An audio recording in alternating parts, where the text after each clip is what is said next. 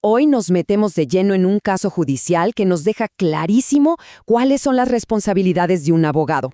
Es una historia sobre el deber, la negligencia y, sobre todo, las consecuencias que puede tener una omisión.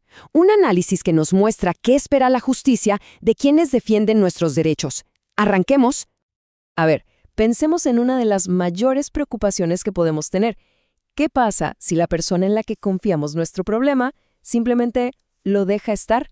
Bueno, el caso Trípodi que vamos a analizar ahora nos da una respuesta judicial fuerte y clara a esa misma pregunta. Y todo empieza acá. Un juicio se pierde. Pero ojo, no porque los argumentos fueran débiles o porque no hubiera pruebas. No, se pierde porque el expediente quedó quieto, abandonado. Y esa inacción, esa quietud, tuvo una consecuencia tremenda para el caso. Esta inactividad procesal tiene un nombre y apellido en el mundo del derecho.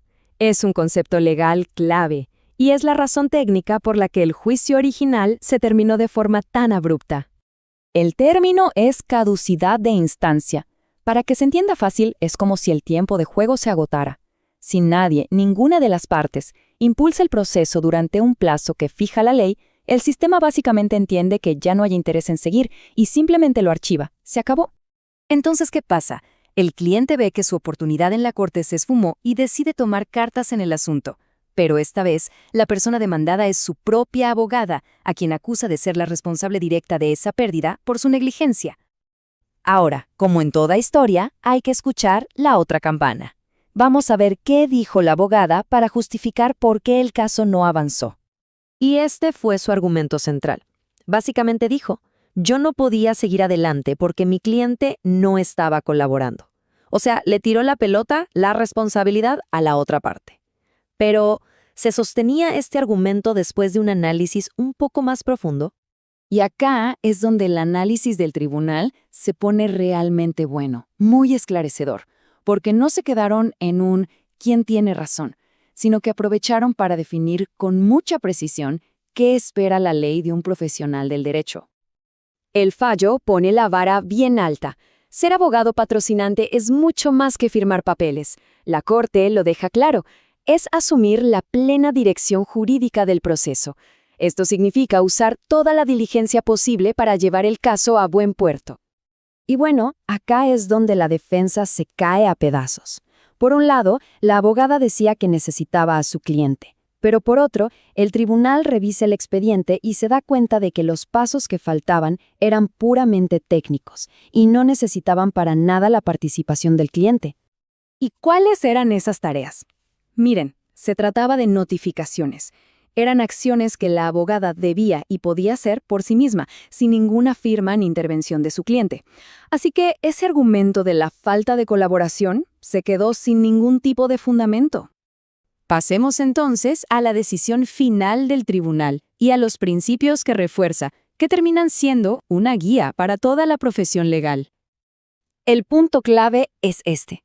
Un profesional no puede, bajo ninguna circunstancia, desentenderse de un caso que ya aceptó.